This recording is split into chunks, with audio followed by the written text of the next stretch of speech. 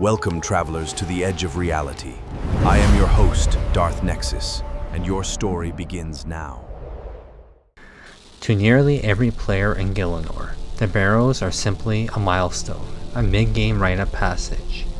You grab a spade, double-check your prayer pots, and dig down into the Sith's dirt mounds, and smash through undead warriors for runes, Barrows armor, and easy profit. We kill them so often, we forget what they actually are. But if you look past the drops and the loot tables, buried beneath those 6 hills lies one of the darkest tragedies in RuneScape history. Long before they were mindless phantoms, trapped in the endless loop of violence, they were Sith's mortal brothers, honorable heroes who gave everything, their blood, their minds, and their very souls to protect their homeland, only to be tricked into an eternity of damnation.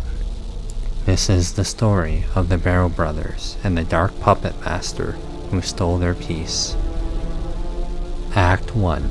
The Champions of Misthalin. To understand their fall, we have to travel back to the 4th Age, an era of rebuilding, but also an era scarred by the lingering horrors of the God Wars. The Kingdom of Misthalin was under constant threat from the dark corrupted lands to the east. The brutal armies of Verac pressed heavily against the human settlements. Villages burned, lineages were erased, humanity was desperate for protectors. Out of this desperation emerged 6 siblings, mortal men who took up arms under the banner of Saradomin. They weren't demigods, and they possessed no divine blood, just unmatched martial skill, unbreakable resolve, and a shared oath to guard the realm. There was Ahrim, the eldest, a brilliant scholar and a master of magic whose intellect anchored the group. Dharok, a juggernaut of pure physical force who thrived on the front lines. Guthon, a tactical spearman whose heavy armor made him an immovable wall. Karil, a master scout whose swift crossbolts picked off commanders before battles even began. Toreg, a relentless hammer wielder built like an anvil. And Verac, a devout warrior whose flail shattered armor as easily as it shattered enemy morale. Together, the Sith brothers accomplished the impossible. Battle after battle, they held the line against Ahrim's hordes. They became legends among the people of Misthalin, symbols of hope in a dark world. But as the campaign dragged on and the enemy forces grew endless, the toll of the war began to heavy their shoulders. Steel breaks, men tire, and as the lines began to crack, a stranger stepped out of the shadows with a promise of absolute victory. Act 2. The Deal with the Stranger. Desperate to deliver a final crushing blow to Zamorak's forces, the brothers pushed deeper into the eastern lands, but exhaustion was catching up to them. Armor was splintered, supplies were thin, and the tide of war threatened to drown them.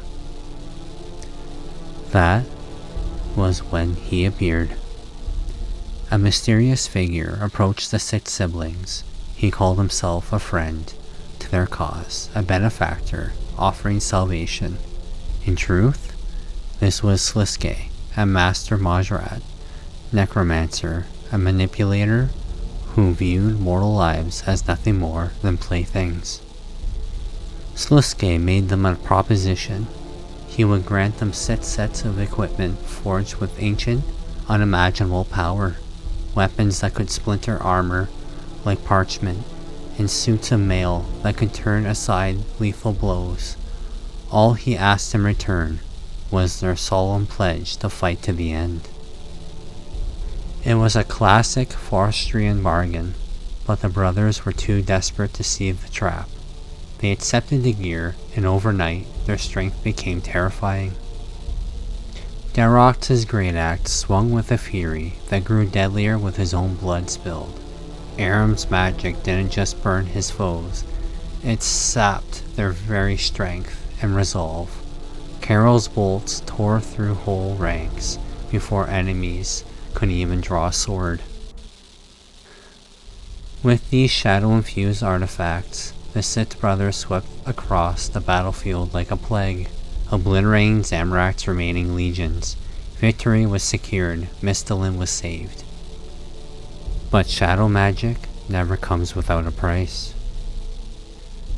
The armor wasn't just a gift, it was a parasite. As months passed, the dark magic bound to their gear began to bleed into their minds. The honorable champions grew distant, paranoid, and violently erratic. Ahrim, once a brilliant and level-headed scholar, began hearing voices in the static of his own spells. Dharok became consumed by an unnatural, endless rage. They had won the war for humanity, but bit by bit, they were losing themselves. Act 3. The Curse of the Mounds. In the blighted swamps of Mauritania, far from the homes they fought to protect, the Sith brothers fought their final battle. One by one, battered by the war and consumed by the black magic in their veins, the siblings collapsed and died upon the cold earth.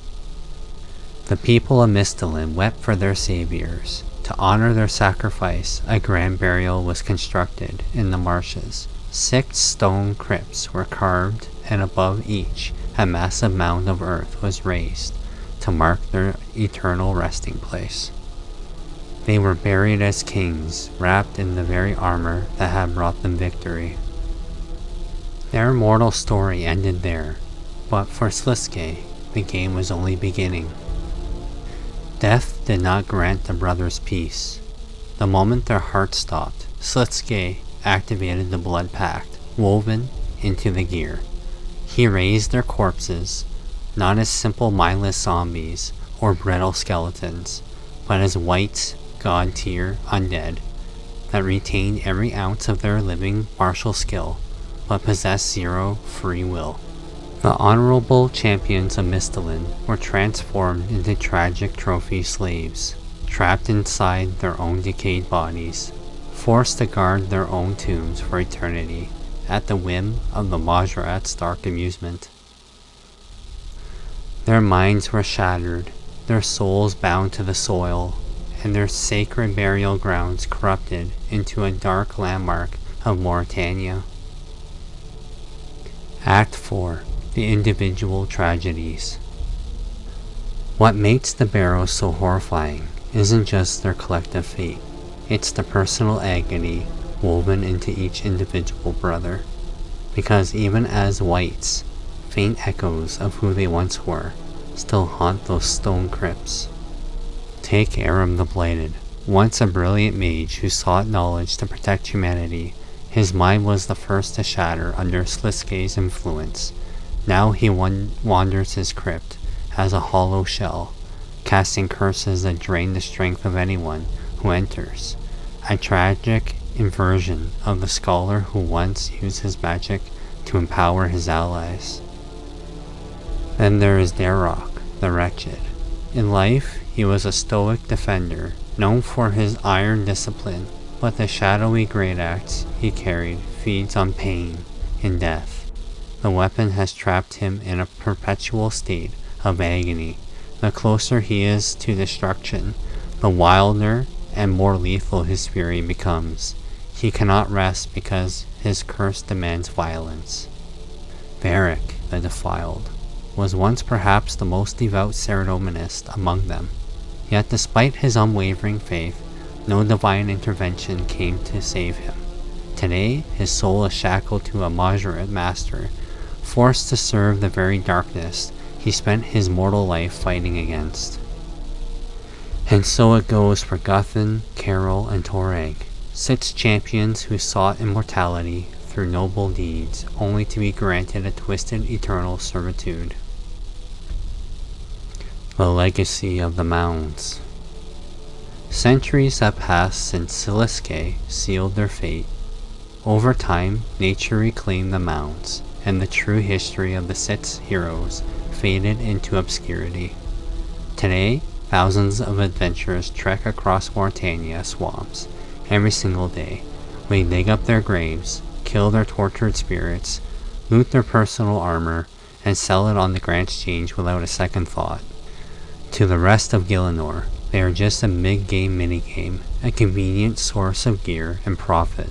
But beneath the dirt of those 6 lonely hills, 6 fallen brothers remain, trapped in the dark, waiting for a peace that will never come. Next time you drop down that spade into the Barrows, remember you aren't just fighting a boss, you're disturbing 6 heroes who can never go home. Thanks for watching. If you enjoyed this dive into old school RuneScape's darker history, hit that like button, subscribe for more lore, breakdowns, and let me know in the comments which Barrow brother you find the most tragic. Until next time, happy hunting.